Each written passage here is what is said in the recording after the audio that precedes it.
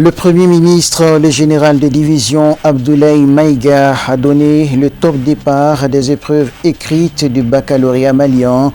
Nous irons au lycée Bah Aminata Diallo dans l'académie d'enseignement de la rive gauche de Bamako pour le lancement de la session de juin 2026.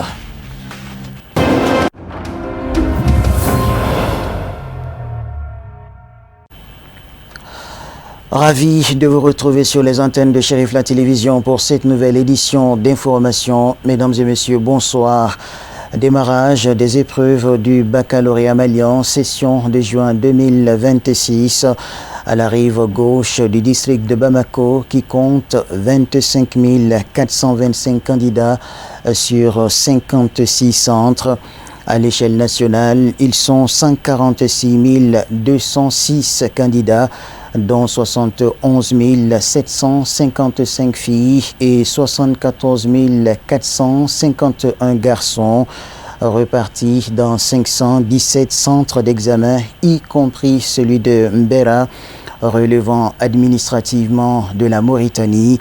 La cérémonie de lancement des épreuves qui s'est déroulée au lycée Bah Aminata Diallo était présidée par le Premier ministre, le général de division Abdoulaye Maïga, en présence de 7 membres du gouvernement. On en sait plus dans ce reportage signé Sadio Sidibé Baba Keïta. Massivement déployées pour la circonstance, les forces de l'ordre veillent aux fouilles des candidats avant le démarrage des épreuves. Le Premier ministre, le général de division Abdoulaye Maïga, accompagné du ministre de l'Éducation nationale, Dr Amadou Sissavané, et de plusieurs autres membres du gouvernement, a donné le top départ des épreuves écrites du baccalauréat malien ce lundi 22 juin 2026 au lycée Bah Aminata Diallo Elbad en commune 3 du district de Bamako dans l'académie d'enseignement de Bamako, rive gauche, lesquels totalisent cette année 25 425 candidats, dont 12 558 garçons et 12 867 filles sur 56 centres. À la rive gauche, nous avons 25 425 candidats cette année au bac. Le message est toujours le même, c'est-à-dire les candidats qu'ils aient confiance en eux, et qu'ils entrent dans les centres, dans les salles avec les objets autorisés pour que tout se passe bien, qu'ils soient très sereins, ça aussi c'est très important pour la réussite de l'examen.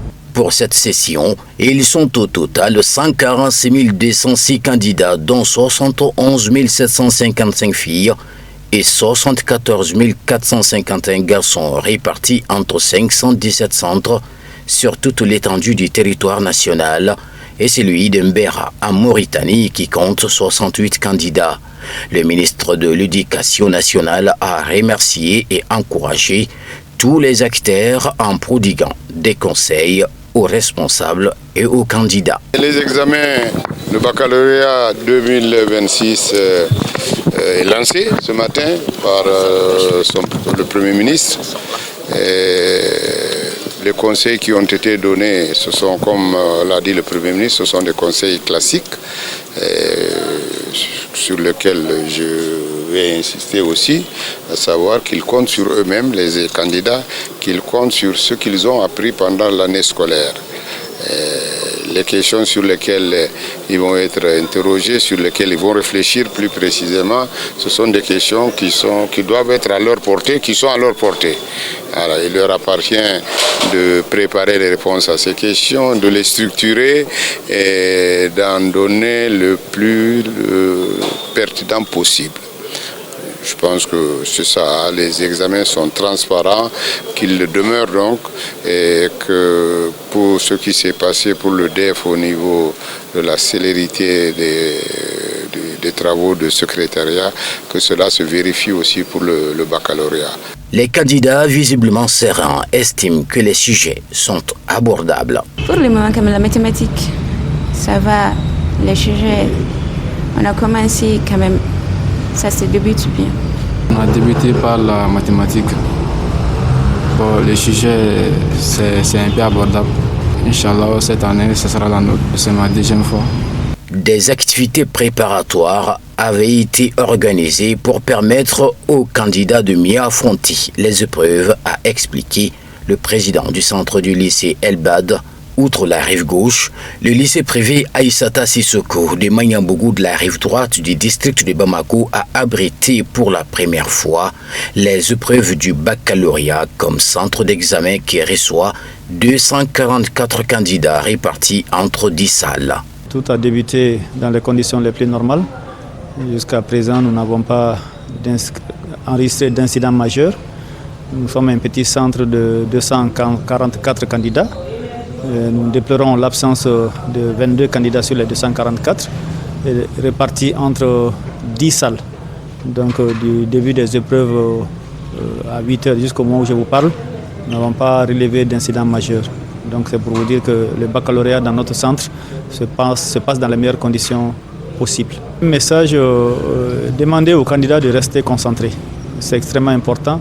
Après 9 mois de dur labeur, nous sommes en train de jouer la finale aujourd'hui. Donc nous invitons tous les candidats à garder toute leur tranquillité, toute leur sérénité, afin que pendant les 4 jours que nous allons mettre ensemble pour faire ces épreuves-là, que chacun puisse se concentrer au mieux de ses capacités. Ici, j'ai 747 candidats, dont 455 garçons et 292 filles, répartis sur 25 salles. Par la grâce du bon Dieu, tout s'est bien déroulé. Depuis quelques temps, avec le département, nous avons organisé des marches pour sensibiliser.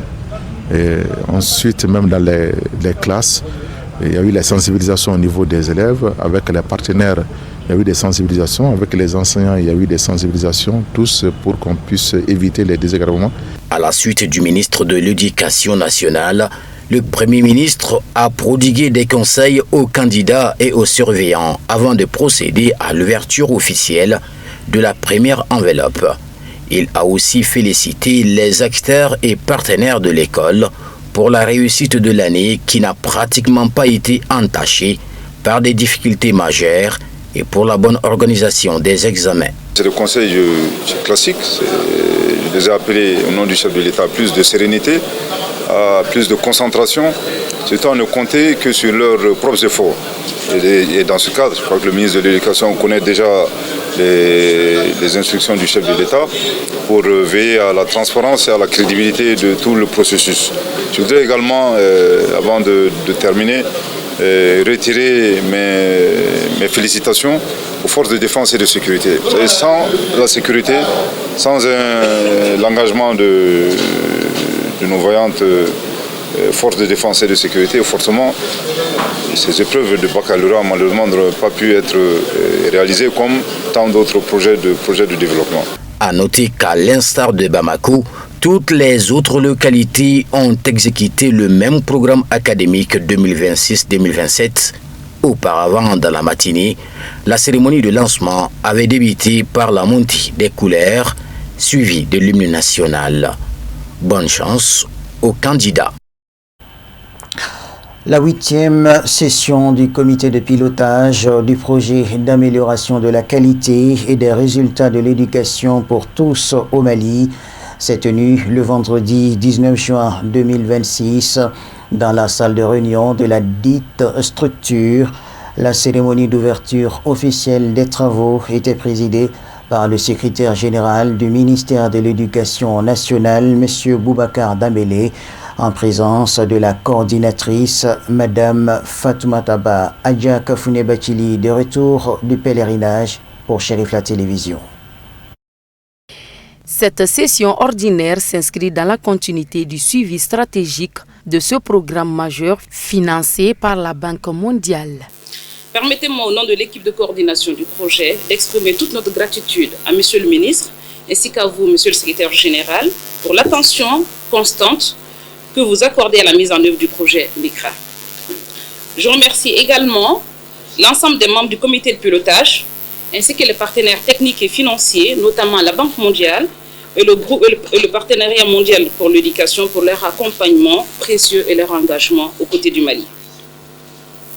La session qui nous réunit aujourd'hui intervient à un moment important de l'exécution du projet.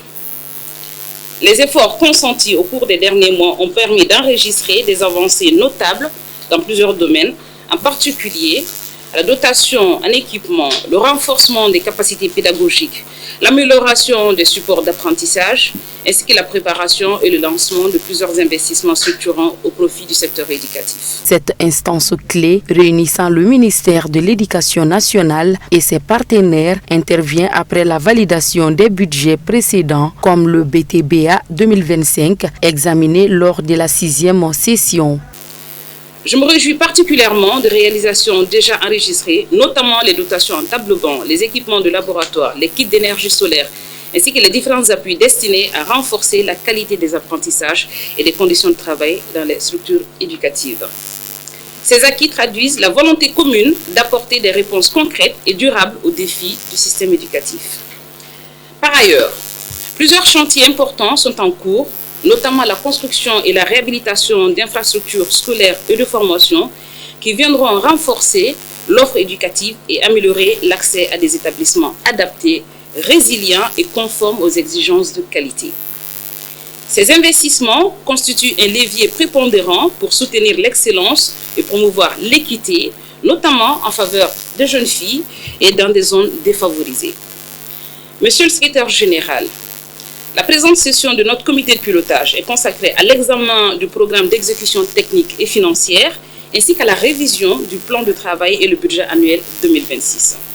Il s'agit d'un exercice important qui nous permettra d'apprécier l'état d'avancement global du projet, d'analyser les ajustements nécessaires et valider les orientations utiles pour accélérer la mise en œuvre des activités prioritaires. La présente session du comité de pilotage porte sur la revue du programme d'exécution technique et financière, ainsi que sur la révision des plans de travail et des budgets annuels PTBA, afin de mieux prendre en compte les ambitions du migrant et de répondre plus efficacement aux besoins du secteur éducatif. Notre session de séjour intervient dans un contexte où le projet entre dans une phase déterminante de sa mise en œuvre. Il nous appartient donc d'examiner avec toute l'attention requise les documents soumis, notamment la révision du plan de travail et des budgets annuels 2026, et de formuler des orientations et recommandations pertinentes pour consolider les acquis et accélérer les chantiers en cours. À noter que cette session a pour mission principale l'évaluation des performances, analyser l'état d'exécution technique et financier des activités pédagogiques et logiques et réajuster et approuver les budgets de l'année en cours pour le déploiement des infrastructures scolaires, consolider les réformes du système éducatif en alignement avec le programme décennal de développement de l'éducation. L'actualité nationale sur un tout autre plan, on s'intéresse à la cérémonie inaugurale d'une nouvelle agence de voyage dénommée Toguna Safar. L'ouverture officielle a eu lieu à Mayambougou Wereda, au 6e arrondissement du district de Bamako. Abdul Karim Sako pour en savoir plus. L'agence de voyage Toguna Safar, qui vient d'ouvrir ses portes au grand public, va élargir l'éventail des agences de voyage spécialisées dans l'organisation du Hajj et de la Umrah. Toguna Safar propose à sa clientèle plusieurs services dont la billetterie, l'hébergement, mais aussi des formations sur la pratique de la religion. Ainsi se fixe-t-elle pour mission d'accompagner les fidèles musulmans dans l'accomplissement du 5e pilier de la religion, dans l'accomplissement du 5e pilier de l'islam et la Umrah dans de meilleures conditions. Toguna Safar, c'est une agence de voyage, surtout qui fait les billetteries, le Hajj, le Umrah, tout ce qui consiste les voyages aériens. Alhamdoulilah, on va procéder comme toute agence sérieuse par rapport au Hajj. On va s'occuper de l'organisation du début jusqu'à la fin, le logement, la nourriture, les visites des lieux saints. C'est-à-dire l'objectif d'abord, c'est de faciliter le pèlerinage à tout bon musulman dans les normes de la religion. Venez, Inch'Allah, vous ne serez pas déçus. Quand on voit cette agence-là, qui connaît la dame là, Madame Aïssata, c'est une dame brave, c'est une dame qui est courageuse. Donc nous souhaitons vraiment la réussite de son agence. Vraiment. C'est les agences du voyage qui sont les acteurs principaux de l'organisation du Hajj et la Umrah. Parce que quand on voit le quota total du Mali, c'est la maison du Hajj qui prend la partie la plus importante, qui est les 11 323 là. Donc on est toujours content de l'ouverture d'une nouvelle agence à chaque fois. L'ouverture de cette nouvelle agence de voyage contribue à la promotion du tourisme et à la mobilité des personnes dans des conditions idoines. Et le représentant de la mairie de la commune 6 l'a fait remarquer tout en invitant les populations à recourir au service de Toguna Safar. Cette nouvelle agence constitue une initiative importante pour le développement du tourisme, la promotion de la mobilité des personnes et des échanges culturels, ainsi que la création d'opportunités économiques et l'emploi pour notre jeunesse. L'ouverture de Toguna Safar témoigne du dynamisme entrepreneurial de notre communauté et de la volonté de ses promoteurs d'offrir des services de qualité dans le domaine du voyage, du tourisme et de l'accompagnement des voyageurs. Rappelons que l'agence de voyage Toguna Safar est située à Bamako au quartier Manyambuku-Wereda. L'actualité se poursuit en direct sur nos antennes. Le tout nouveau conseil de surveillance de Shérif La Télévision, conduit par son président, M. Samba Coulibaly, s'est entretenu avec les responsables et le personnel de la dite structure, et ce, dans le cadre d'une réunion d'information et d'échange sur les perspectives de la télé. C'était ce dimanche 21 juin 2026 dans la salle de réunion de la direction générale de Shérif La Télévision. Abdoulaye Sogodogo et Fatmata Kane nous racontent ce pan de notre histoire.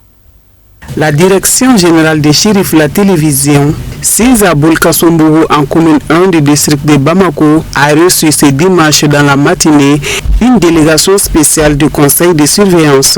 La toute première rencontre du tout nouveau conseil de surveillance de Shérif La Télévision, une équipe dynamique mise en place par la Fédération Ansadine Internationale et dirigée par M. Samba Coulibaly. Cette assise réunissant le premier responsable et l'ensemble des travailleurs de Shérif La Télévision est un espace d'échange permettant aux agents d'exprimer librement leur propre vision pour le développement de la structure sous le leadership du conseil de surveillance afin de relever les défis. Et nous sommes convaincus que la synergie d'action est une démarche plus qu'importante pour l'atteinte des objectifs d'une entreprise.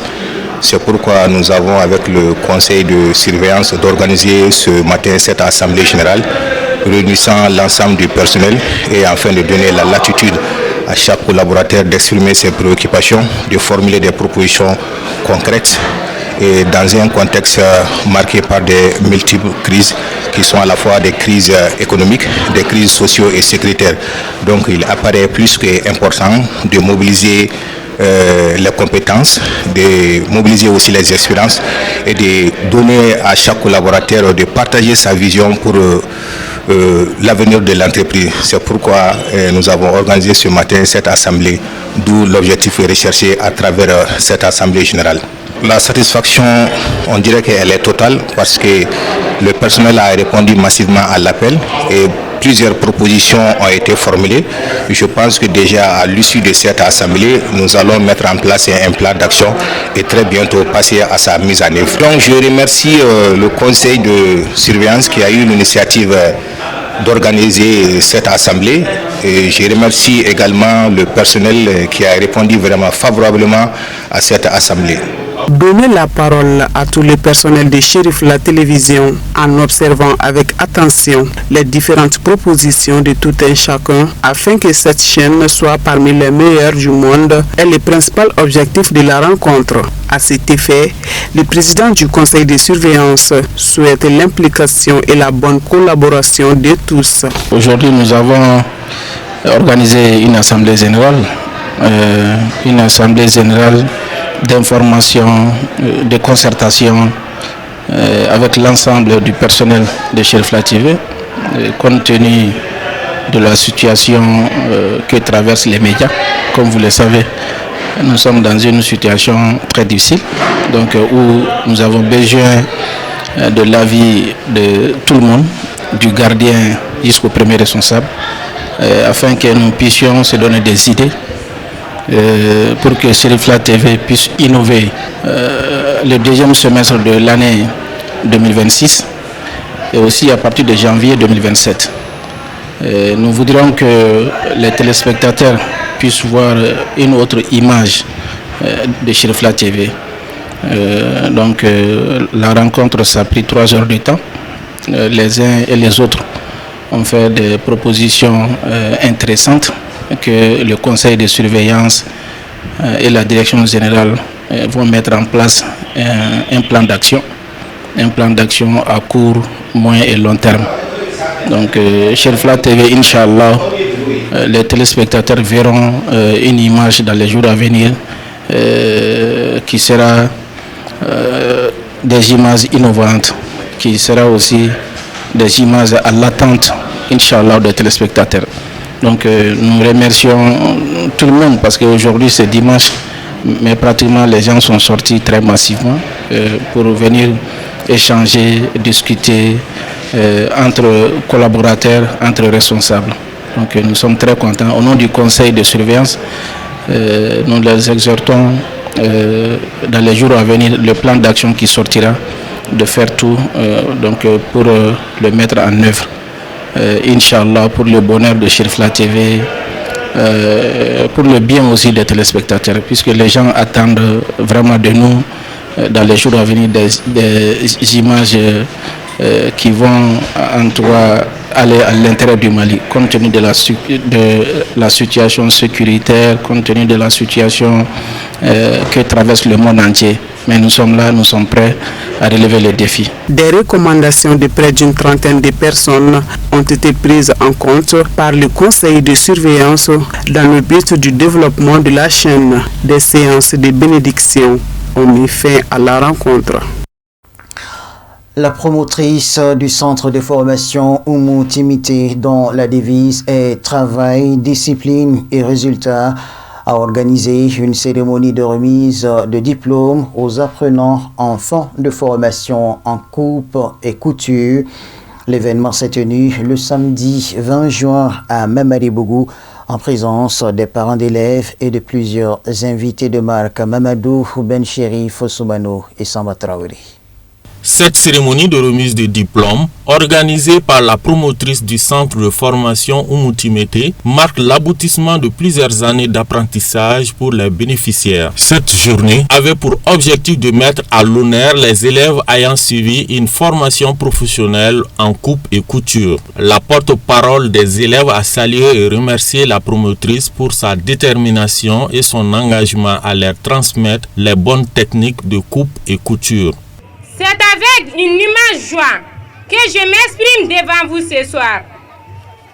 Au nom de toutes et tous les élèves des centres de formation Oumou Timité, en m'adressant à la population du Mandé en général, chers parents, chers frères et sœurs du Mandé, chers camarades de classe, chères promotrices et personnels des centres de formation Oumou Timité, en ce jour, le 20 juin 2026, notre centre de formation célèbre avec fierté, bravoure et professionnalisme célèbre la sortie de sa première promotion pour démontrer à toutes et tous que nous avons acquis des connaissances professionnelles en matière de couture.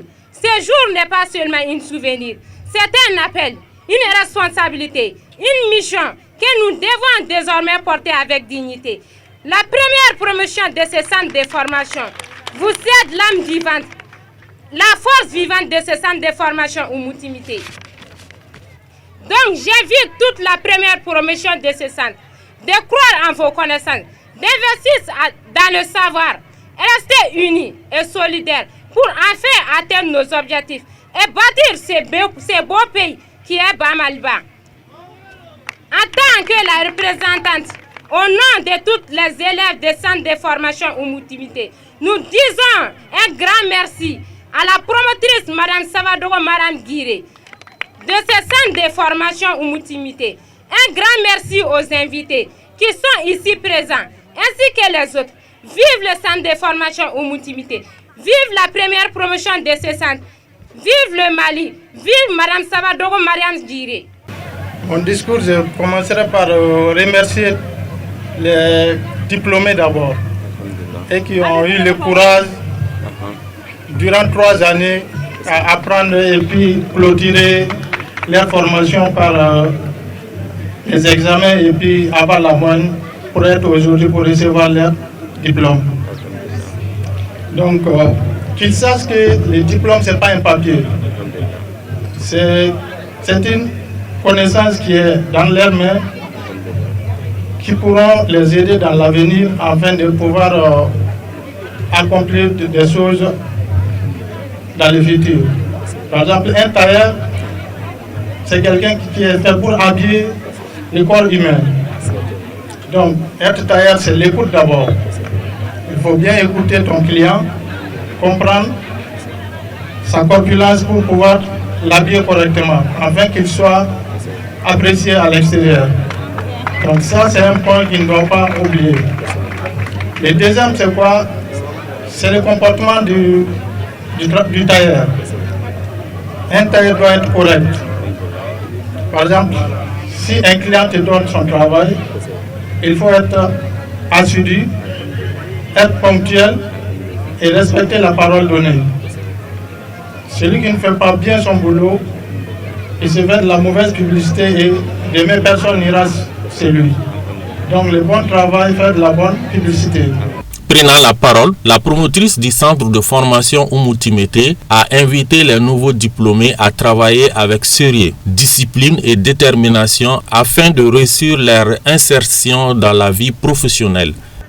Des passages, permettez-moi de remercier tous de près ou de loin à travers leur soutien ont permis la réalisation de ce projet de centre. Mes remerciements à l'ISMA, à mon oustaz Michel Makiba et à ma fédération en Sardine. C'est grâce à l'ISMA que j'ai eu ma bourse de formation en coupe couture, que je l'ai fait pendant 3 ans, gratuitement à la COPEC, avec M. Samboufane. Je le remercie également. Et je remercie aussi mes encadreurs, sans citer de nom, pour ne pas oublier quelqu'un. Vous êtes ma première promotion. Cela signifie que vous êtes nos pionniers. Avec vous, on a essayé et traversé beaucoup de chemins. Mais regardez le chemin parcouru. Vous avez appris à adopter la machine. Vous avez compris que la couture n'est pas seulement une technique, est une architecture du corps. Vous avez transformé des simples coupons de tissu à une œuvre d'art. Rappelons qu'au cours de la cérémonie, l'assistance a eu droit à des sketchs ainsi qu'à des défilés de mode mettant en valeur le savoir-faire des apprenants.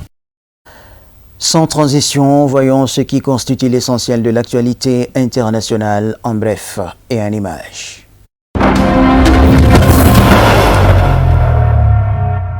Le président Mamadi Doumbouya interdit l'exportation d'or brut au profit de la transformation locale.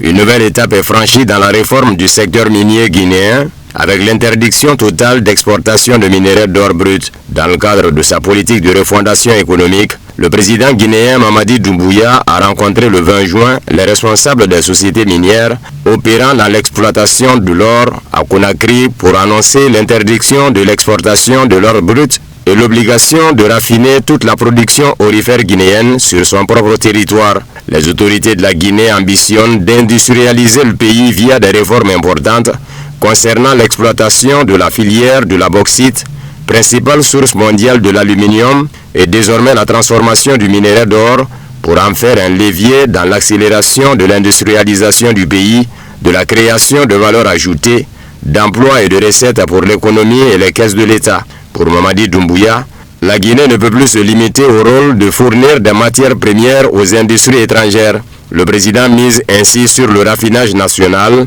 des matières premières afin de mieux valoriser ses ressources, de renforcer sa souveraineté économique et de développer une véritable industrie minière. Réunie en table ronde pendant 3 jours, la conférence épiscopale nationale du Congo, CENCO, a exprimé son opposition à tout projet de modification de la Constitution. Cette position intervient dans un contexte de débat politique autour d'une éventuelle réforme apportée par les autorités. La rencontre avait pour objectif d'examiner les enjeux liés à une éventuelle révision de la Constitution. Pour ce faire, les évêques ont entendu différents acteurs politiques, notamment des représentants de l'opposition, de la majorité au pouvoir, ainsi que d'experts et spécialistes du droit constitutionnel. À l'issue des échanges, la CENCO a déclaré ne pas considérer nécessaire, urgente ou opportune une modification de la Constitution. Cette position a été exprimée dans une déclaration officielle lue par le secrétaire général de l'institution, Monseigneur Donatien Cholet. Les évêques ont ainsi affirmé leur attachement au respect du cadre constitutionnel actuel. Ils ont également indiqué que la Constitution en vigueur contient déjà des dispositions précises encadrant toute éventuelle révision, ainsi que des limites concernant certains articles. Des tensions émergent entre Israël et les États-Unis sur la gestion des dossiers iraniens et libanais. Benjamin Netanyahou cherche à limiter les critiques internes visant Donald Trump malgré des désaccords stratégiques profonds. L'accord américano-iranien suscite des inquiétudes en Israël et reste fragile face au risque d'escalade. Des responsables israéliens ont indiqué que le Premier ministre Benjamin Netanyahou aurait demandé à ses ministres de s'abstenir de toute attaque personnelle visant le président américain Donald Trump dans un contexte de tensions croissantes entre Tel Aviv et Washington sur la gestion des dossiers iraniens et libanais. Selon le site I24 News, des responsables proches du dossier estiment que l'administration Trump interpréterait de manière erronée les logiques idéologiques qui structurent l'action de l'Iran et du Hezbollah. Israël redoute en particulier qu'un accord avec Téhéran permette à la République islamique de relancer son économie et de renforcer ses capacités militaires en échange de concessions limitées sur son programme nucléaire et ses réseaux régionaux. Sans surprise, le Premier ministre britannique et chef du Parti travailliste a annoncé ce 22 juin sa démission, affirmant avoir pris chacune de ces décisions dans l'optique de faire passer en premier le pays qu'il aime tant, le tout à un poste de Premier ministre qui demeure le moment de sa vie dont il est le plus fier. Keir Starmer s'est félicité d'avoir éradiqué le poison de l'antisémitisme et rétabli la confiance dans l'économie, la défense et la sécurité nationale. Démissionnaire, Starmer devrait néanmoins passer l'été en poste, annonçant avoir demandé au comité exécutif national du Parti travailliste d'établir un calendrier prévoyant l'ouverture des candidatures le 9 juillet et leur clôture avant la fin de la pause estivale. Message qui n'a pas vraiment plu à celui qui a émergé ces dernières années comme le principal opposant au Labour, Nigel Farage. Sur le réseau social X, le champion du Brexit et chef du parti Réforme UK a partagé une publication appelant à la convocation d'élections générales le plus tôt possible, qualifiant au passage Keir Starmer de Premier ministre le plus incompétent que le Royaume-Uni ait jamais connu, particulièrement impopulaire. Acculé par les démissions de plusieurs de ses ministres, le bruit courait depuis quelques jours que Keir Starmer annoncerait sa démission.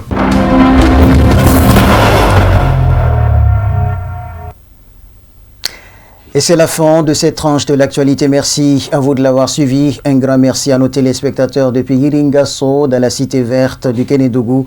Bonne suite de programme sur nos antennes. Bonsoir.